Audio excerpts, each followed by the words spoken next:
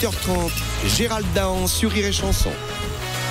Bonjour à tous. Benetton a lancé mardi une série de pubs montrant des chefs d'État en train de s'embrasser sur la bouche. Monsieur Sarkozy, alors, est-ce que ça vous cause du tort? Ah bah oui, attends. depuis qu'elle a vu la photo Benetton où j'embrasse Angela Merkel, Carla ne me parle plus du tout, ça va très très mal. Oh, mais c'est une photo montage. Ah non, pas du tout, c'était au G20 à Cannes, on buvait un verre à la terrasse du Martinez devant un coucher de soleil, elle était en contre-jour, Angela, et d'un coup je lui ai sauté dessus, j'ai mis ma langue dans sa bouche. Aïe, mais qu'est-ce qui vous a pris ça pas, non? Ah ben qu'est-ce qui m'a pris? Moi j'en sais rien ce qui m'a pris. Attention, j'ai pas fait ça que pour moi, hein. J'ai aussi fait ça pour la France, hein, bien sûr. Ah ben attendez, la boche moche mais riche. Ah oui. C'était aussi pour qu'elle nous donne des sous, hein. Si c'est pour la France, Ouais. ça va. Elle peut comprendre quand même, Carla. Oui, mais bon, là où je suis plus inquiet, c'est quand elle va voir les autres photos où on est tout nu sous la douche.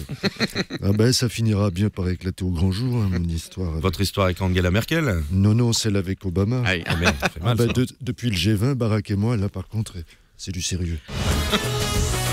Politique internationale, et oui, on en parle également sur Rire et Chanson. La France a rappelé son ambassadeur. Excusez-moi, monsieur Philippe. Monsieur Strauss-Kahn, qu'est-ce qui vous arrive encore? J'aimerais être entendu sur la polémique autour de l'affaire Benetton. J'ai fourni personnellement quelques-unes de mes photos à monsieur Benetton, et je peux vous le prouver, car elles sont dans le rapport du procureur. Je peux vous dire que mes photos à moi, elles ne sont pas truquées. J'ai 2 péloches entières de 36 poses avec Berlusconi, Bill Clinton et moi dans un sauna avec un gros cigare dans le cul. Oh non! Et j'ai toute une série avec un bus entier de très jeunes japonaises que j'ai pris une par une avec un gros appareil Nikon. Nikon les soumises. Quoique ça arrive là un petit peu quand même. Mais là, vous allez avoir des problèmes si les photos sont publiées quand même. Hein. Vraiment, ouais. Vous pensez vous me faites peur.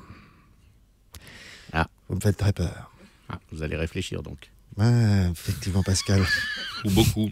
Je vais beaucoup réfléchir. Bien sûr. Ah non. Qu'est-ce que vous faites là? On est en collègue là quand même. Non. Eh ben, je m'en branle. C'est-à-dire qu'au point où j'en suis, j'ai plus rien à perdre, je vais tout balancer. La Tenza, vous pouvez vous en branler avec moi si vous voulez. Faut remonter la braguette. Remonter la braguette, s'il vous plaît. Ça fait peur. Mauvaise passe pour Jean-Luc Delarue, l'animateur-producteur a été hospitalisé. Il souffrait d'une occlusion intestinale, et oui.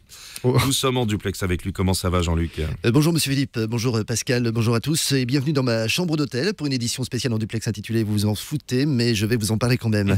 Alors nous allons tenter de répondre à la question que tout le monde se pose bien entendu. Jean-Luc Delarue, moi-même je, est-il réellement hospitalisé pour une occlusion intestinale ou n'est-ce pas plutôt pour un nouveau problème de cocaïne? Oui, ça nous intéresse, ça tient. Oui. Jean-Luc, en exclusivité sur les chansons, dites-le nous. La réponse est très simple, bande de chacals. Pensez-vous sérieusement que si c'était une fausse excuse, j'aurais dit que j'avais fait une occlusion intestinale? Non, Ah bah il y a oui, d'autres bah oui. trucs dégueux. Non, attendez, Il y a d'autres trucs moins dégueux à dire. Bah oui, parce que je vous rappelle quand même que c'est de la matière fécale coincée dans l'intestin quand même. Donc, non, mais attendez, monsieur Atenza, monsieur, je vous entends déjà dans vos vannes tous les matins. Jean-Luc Delarue, il manque pas d'air. Alors Jean-Luc, ça gaze, hein, ou encore faire une occlusion intestinale quand on a fait de la merde pendant des années, c'est quand même pas un comble. Il y a quelques jours, c'était la journée de la gentillesse en pleine semaine consacrée aux handicapés. Albert Dupontel tenait à réagir. Je crains le pire là pour le coup. Putain, c'est horrible. Enfin, c'est horrible. Et monsieur Philippe, moi j'étais gentil. J'étais gentil avec les handicapés cette semaine.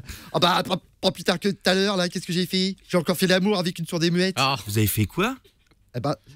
J'ai fait l'amour avec une sourde muette. C'est bien de faire l'amour avec une sourde muette. Ça ouvre pas sa gueule, une sourde muette, là. T'es pas obligé de lui mettre un grand coup de pelle là, pour lui faire l'amour dans une cave, là, ou sur un petit chemin, là, à l'arrosée du matin. Albert là. Oui. Dehors. C'est bon. Ah bon? C'est gentil de nous laisser ressortir. 8h30, Gérald Dahan sur Rire et Chanson.